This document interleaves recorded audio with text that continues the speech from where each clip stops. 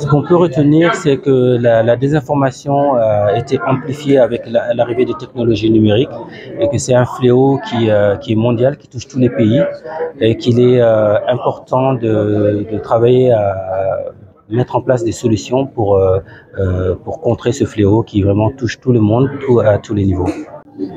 Je fais une comparaison du phénomène de la désinformation. Je compare les contextes passés et le contexte actuel.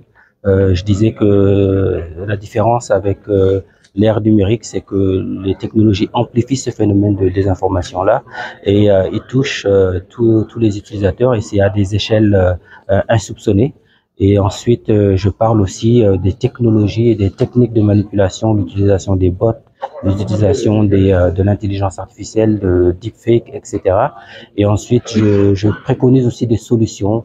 Je mets beaucoup l'accent sur l'éducation aux médias et à l'information, le rôle des États de se mettre ensemble et d'avoir une approche holistique pour trouver des solutions face à ce phénomène-là et aussi faire face aux plateformes numériques, ce qu'on appelle communément les GAFAM, qui sont en grande partie responsables de la diffusion de ces informations-là.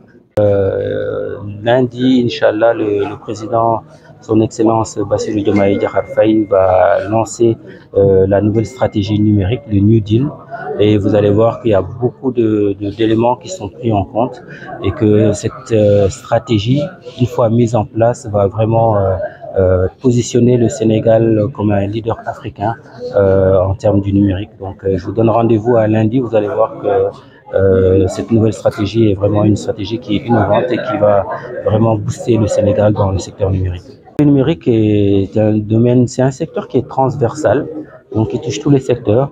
Et donc, bien évidemment, il va y avoir des opportunités d'emploi liées à ce domaine-là qui est en constante évolution.